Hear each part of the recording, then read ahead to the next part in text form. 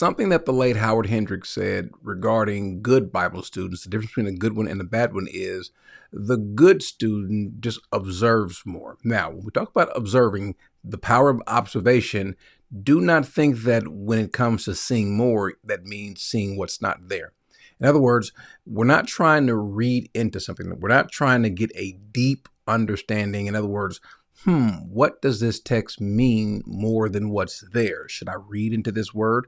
Should I spiritualize this word? Or should I take the word for what it means? What does the word mean? Now, as you know, I hold to a literal, grammatical, historical hermeneutic. Well, what does that mean? That means that I look at the words and I take them literally as much as I can. It doesn't mean that we read in a wooden literal sense, meaning that every word has to be taken literally, so that when I say that it is pouring down outside, I understand that there is figures of speech built into there, and I don't think that something is actually pouring down or it's raining cats and dogs. We understand that there are figures of speech, there are similes, there are metaphors, there are hyperboles, things like that.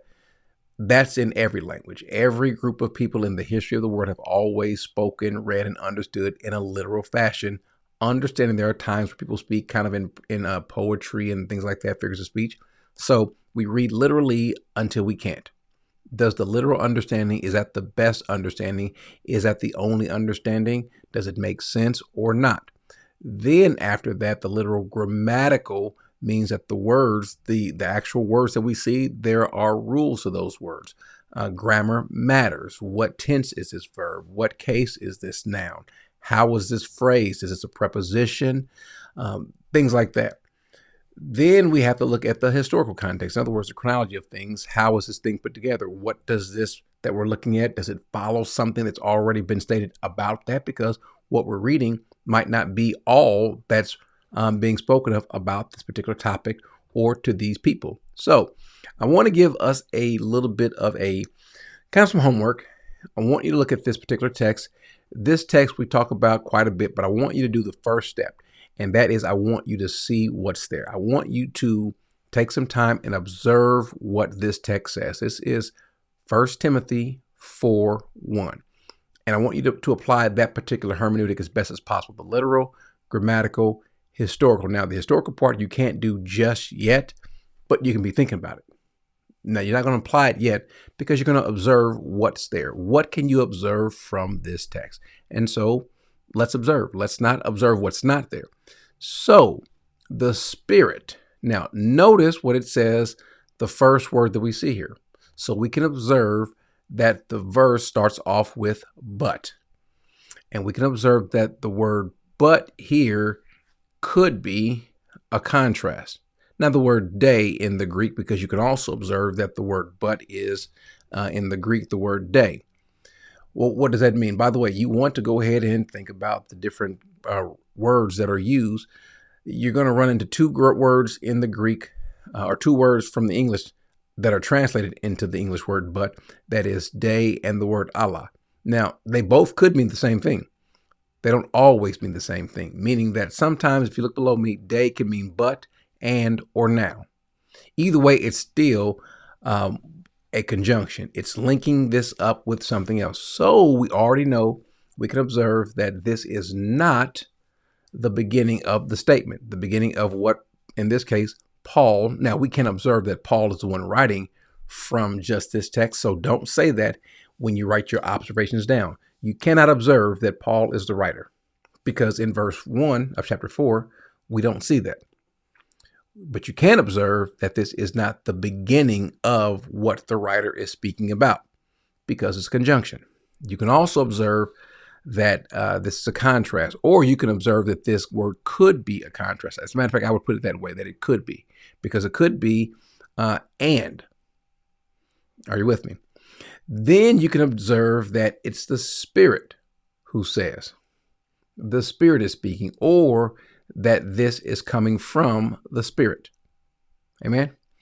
Then you can say this word right here for explicitly. Well, what's the word for explicitly? Explicitly, expressively, or clearly. So look at that, and you can observe that, and that you can observe that what he's saying, this will happen in the future. So Let's skip that for a second because you can observe that some will fall away. We observe that. I can observe that some will fall away. I can also observe that some will fall away when? In latter times or in a latter season. The word kairos is for time or season. So at some point in time in the future, some will fall away. Here it is, though. Fall away from what? They will fall away from the faith. You can observe that that the faith has a definite article taste, so you can observe that this is a specific faith. Are you with me? So now, I will leave you there. I want you to take some time and I want you to observe the rest. Now, I didn't give you everything that you can observe. There's a lot more that you can observe. I want you to be very detailed. Even if you think it's something small, it's not all that important, that significant, it probably is. So go ahead and start from paying attention to deceitful spirits and doctrines of demons. Observe what you see here. Observe what else we did not speak about. There are some other things that we did not speak about that you could also observe in the text that we didn't cover. So the reason why I want you to do that is because I want you to just make a list of all the things that we can know. Because again, God chooses his words carefully. Now he can express these words differently. Can we use different words? Sure we can.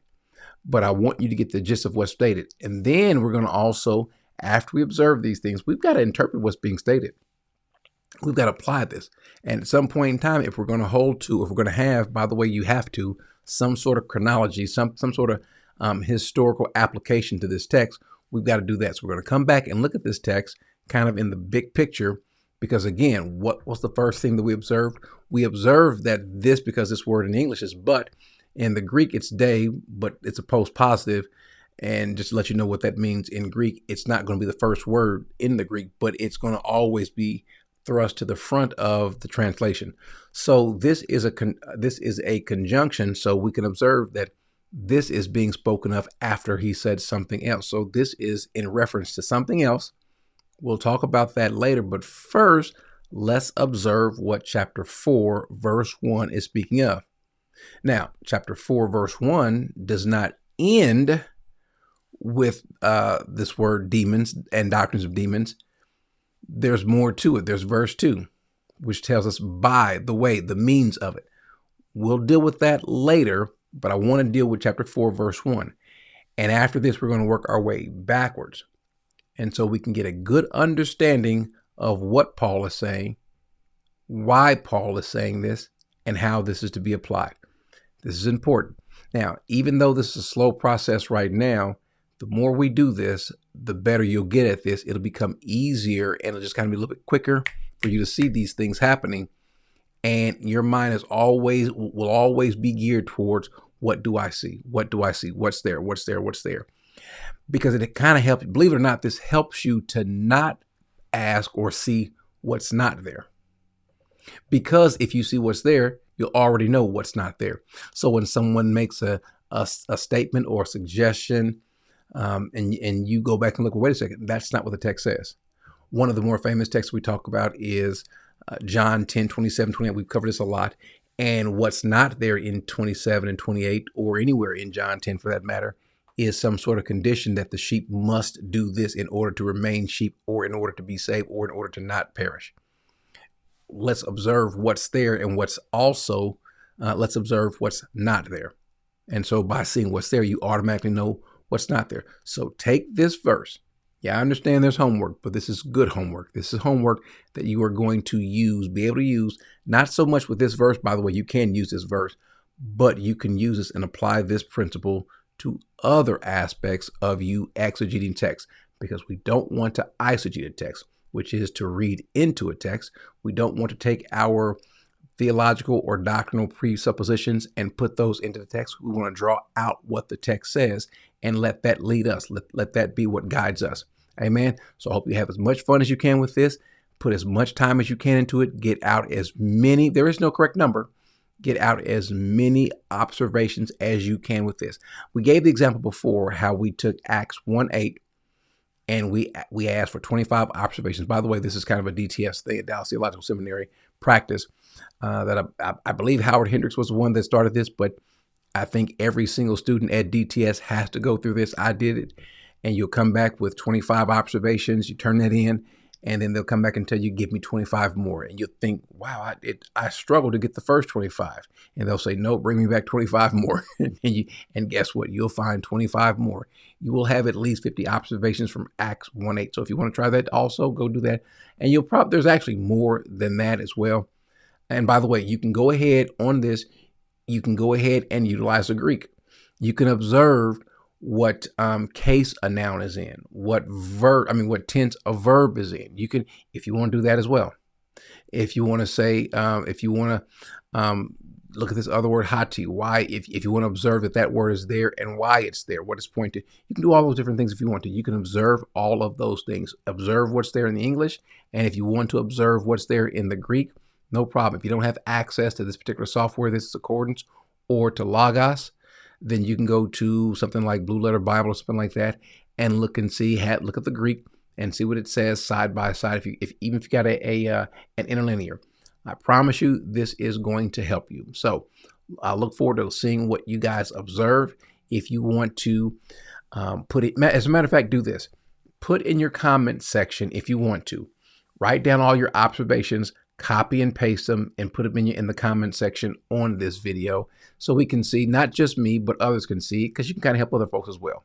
Amen. So let me know how you do, and we'll come back in a couple of days and cover this and make even more observations, and then begin to bring about some interpretation by an application, because we're going to also look at the chronology. We've got to go back and look at the other verses as well. Amen.